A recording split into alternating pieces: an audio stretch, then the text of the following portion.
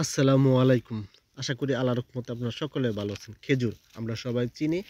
কেননা খেজুরে একটা সুন্নতি খাবার। বিশ্বনবী হযরত মুহাম্মদ সাল্লাল্লাহু আলাইহি ওয়াসাল্লাম এই খেজুরটা বেশি খেত।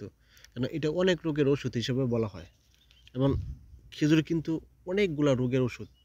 বিশেষ কইরা যারা কোষ্ঠকাঠিন্য রোগ হয়, এই কোষ্ঠকাঠিন্য রোগ থেকে কিন্তু আপনার অনেক সময় গ্যাস হয়, পাইলস হয় যেটাই বলি না কেন, এই কোষ্ঠকাঠিন্য রোগ থেকে হয়। এই কোষ্ঠকাঠিন্য রোগ সহজে দূর করে বা কোষ্ঠকাঠিন্য রোগ কখনো হয় না যারা খেজুর খায়।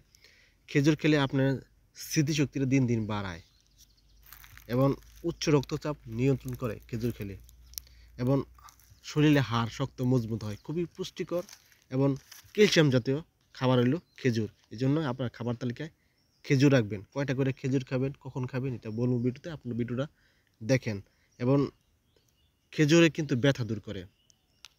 হাত ব্যথা, পা ব্যথা, কোমর ব্যথা, মাজা ব্যথা, হাড় খেয়ে গেছে ব্যথা। এই ব্যথাগুলো আপনারা সহজে দূর করতে পারবেন যদি খেজুর নিয়মিত খান।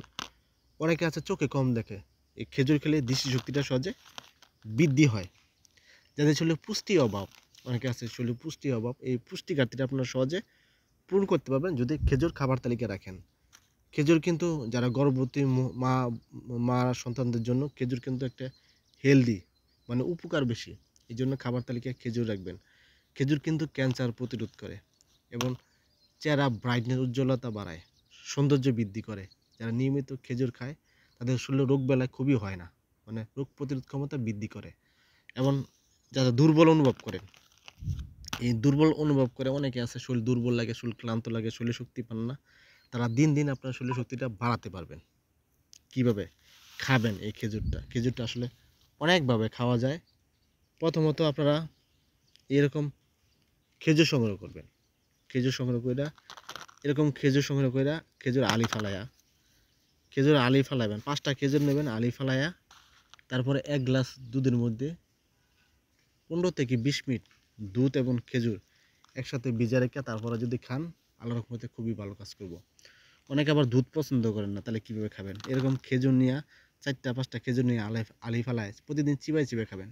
এভাবে খেলে খুবই ভালো কাজ করব। যারা ভিডিও দেখেন, ভিডিও দেখার পরে যদি উপকৃত হন, যদি ভালো লাগে, পেজটা যদি ফলো না দিয়ে থাকেন, ফলো দিবেন।